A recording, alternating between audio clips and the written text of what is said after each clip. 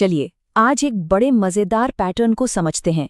एक ऐसा पैटर्न जो बताता है कि दुनिया कैसे बदलती है। हम भविष्य में झांकने की कोशिश करेंगे, ये देखने के लिए कि आज के बड़े बड़े ट्रेंड्स आने वाले कल की दुनिया को कैसा आकार दे सकते हैं। तो ठीक है, शुरू करते हैं। ये एक बहुत ही पावरफुल आइडिया है और सच पूछिए तो आज की हमारी पूरी बातचीत इसी के इर्द गिर्द घूमेगी। इसे एक ऐसे चश्मे की तरह समझिए जिससे हम भविष्य को देख सकते हैं। इसका मतलब है कि जब भी कोई चीज हद से ज्यादा बढ़ जाती है तो समझिए कि उसकी उल्टी प्रतिक्रिया की तैयारी भी शुरू हो चुकी है। तो इस आइडिया को एक नाम दे देते हैं, विपरीत सुधार। इसका मतलब क्या है? एक ऐसी प्रतिक्रिया जो पूरे खेल को ही बदल दे। ये कोई छोटा मोटा बदलाव नहीं है, बल्कि एक ऐसा मोड़ है जो हमें बिल्कुल एक नई और अक्सर बिल्कुल उल्टी दिशा में ले जाता है। अब ये सिर्फ कोई थ्योरी नहीं है, ये एक ऐसा पैटर्न है जिसे हम हाल के इतिहास में बहुत साफ साफ देख सकते हैं। चलिए कुछ उदाहरण देखते हैं कि ये असल में काम कैसे करता है। जरा इस टाइमलाइन पर नजर डालिए। 2008 में जब पूरी दुनिया के बैंकों पर से लोगों का भरोसा उठ गया तो क्या हुआ? बिटकॉइन जैसी एक बिल्कुल नई चीज सामने आई, एक ऐसा सिस्टम जिसमें बैंकों की जरूरत ही नहीं थी। फिर 2020 में जब महामारी ने हम सबको घरों में बंद कर दिया तो रिमोट वर्क और बायोटेक टेक्नोलॉजी में एक जबरदस्त उछाल आया। हर संकट ने अपने विपरीत समाधान को जन्म दिया।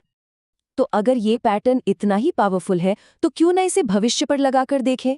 2026 में कौन से विपरीत सुधार देखने को मिल सकते हैं? आज के सबसे बड़े ट्रेंड्स को देखते हैं और सोचते हैं कि इनकी प्रतिक्रिया क्या हो सकती है। चलिए एआई से शुरू करते हैं, जो आज हर जगह है।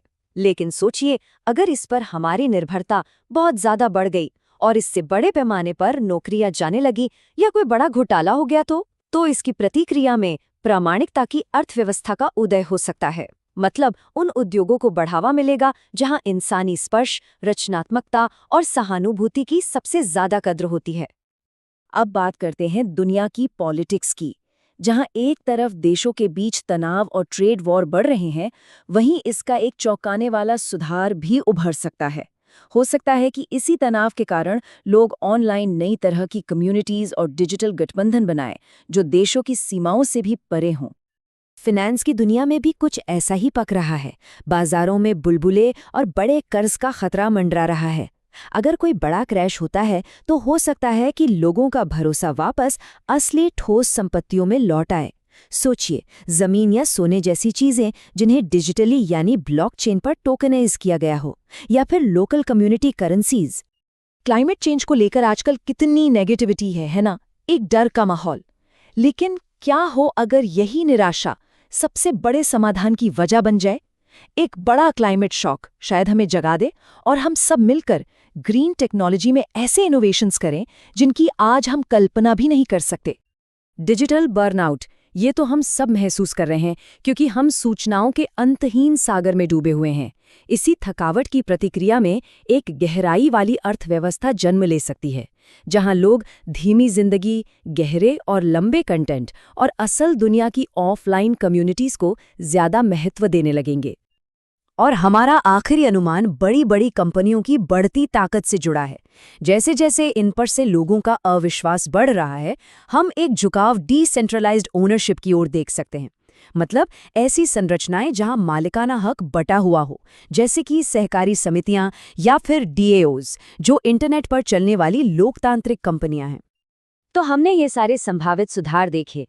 इन सबको जोड़ने वाला एक धागा क्या है? इसका मूल सिद्धांत क्या है?